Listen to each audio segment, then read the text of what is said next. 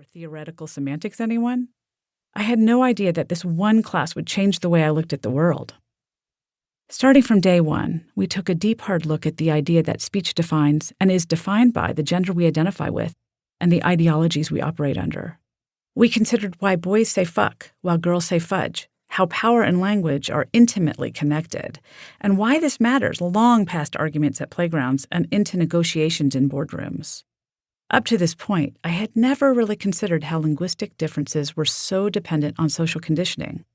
I had never stopped to think about how age, gender, ethnicity, economics, and even politics could play a part in how we talked and how we sounded. The class held history, current affairs, and my own conception of self up to a mirror I never knew existed. And even more revealing to my 18-year-old insecure self, this first linguistics class gave me a better understanding of why I spoke the way I did, and how it was not only tied to where I hailed from, the y'all usually gave that away pretty quickly, but also was a way to establish who I was and how I fit in. For instance, why my overly polite way of apologizing for imposition that some found annoying reflected a broader 19th century shift in the form of our politeness, or how my use of I've got to instead of must reflected a larger de-escalation of deontic modality this century. All this before I even got into the nitty-gritty of phonological and morphosyntactic theory. For every seeming linguistic quirk or curiosity, I discovered a much more fascinating historical and scientific explanation.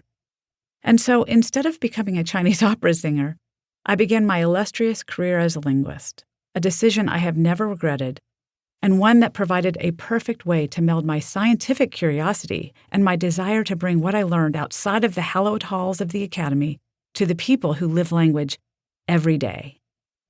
Since these early college days, I have taught untold numbers of linguistic courses and written an embarrassing number of articles that would put most non-linguists to sleep. But I have never forgotten how it felt to see behind the linguistic curtain for the first time, or the eye-opening thrill it was to suddenly understand that speech science could explain my inability to successfully master pronouncing the rounded front vowels of French in words like de or tu. Admittedly, it took a bit longer to convince my mother of the scientific validity of my mispronunciation, but eventually, after pointing out her replacement of th sounds with z, i.e. z for thee, we came to an understanding. In both cases, our native language's phonological system lacks sounds, or phonemes, that exist in the other language. Since we acquire our native sound system as babies, it makes it extremely hard to learn a different one once we're older. This is why, for a somewhat similar underlying linguistic reason, Japanese speakers sometimes have problems with R and L sounds in English. Though Japanese does contain both sounds, they are variants of the same sound, not two separate sounds as in English, and this makes it very hard to distinguish them. English speakers also produce a number of variations of sounds that we hear as the same, but that function as separate sounds in other languages. For instance, in English, there is a very subtle difference between the P sound in the word pit and that in the word spit, though most of us are blissfully unaware of it. This is referred to as aspiration. In word initial positions, P is pronounced with more expelled air. In languages like Thai or Hindi, this type of tiny difference makes a meaningful distinction between the sounds that it just doesn't in English. In other words, P and aspirated P are understood as completely different sounds, just like P and B would be heard in English.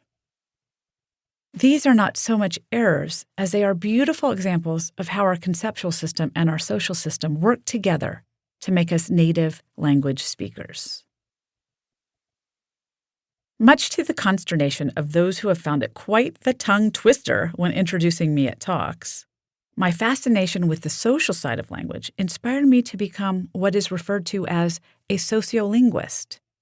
A sociolinguist is interested in empirically investigating speech features, such as those we will talk about in this book, and even more subtle speech differences still, like whether we choose to say what or what, with a specific interest in how they function socially.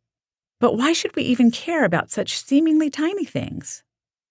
Because in viewing how these small linguistic choices help us craft social identities and affect how we are perceived when we use them, we come to find out they have a surprisingly powerful impact. Take, for example, the